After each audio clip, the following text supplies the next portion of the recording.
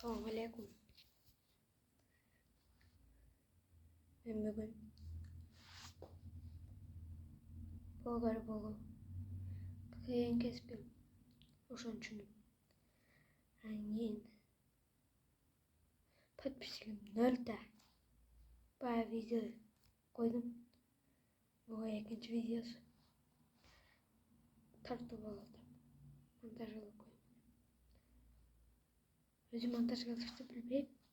Монтаж алатыган эчтеке жок.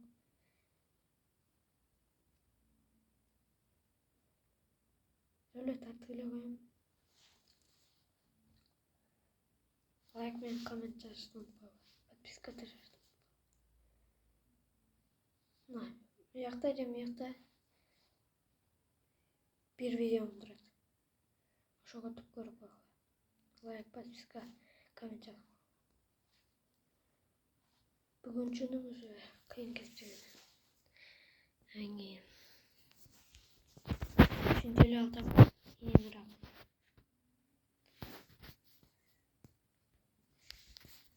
Video çağırım. Bir aydan gel. Hazır. Ya kaydan gel. Hazır. Şimdi video tartıp oldum. Şu an like, comment, подписка yapalım.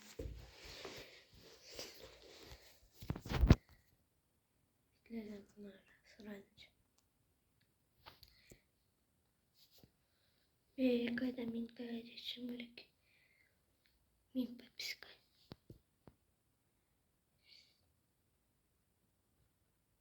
Подписчиктерсиз.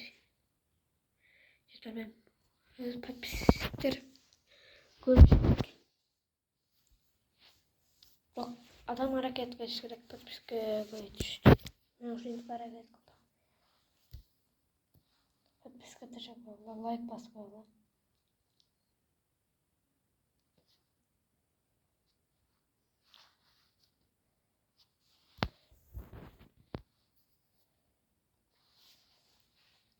Sizler менен ушинтип видеого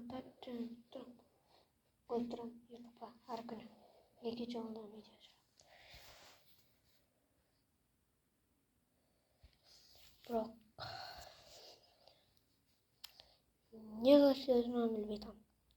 Видео койсом просмотр чыкпайт, же лайк баспайт. Эмне кылышты өзүм билбей атам. Кандай видео чыгарышты? Özüm жөнүндө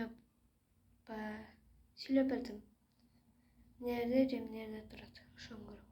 Лайк, коммент, подписка ташап койгула.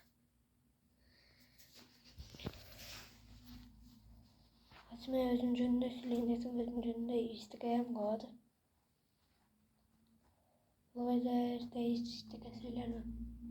Ошондой видео тартып чыгарып, лайк, подписка, коммент жазып койгула. Видео чыгарып ошентип.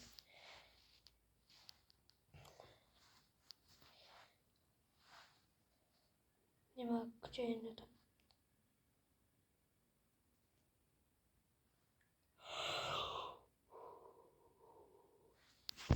Азыр туруп чай ичип видео чыгардым. Bakın çeçen bakın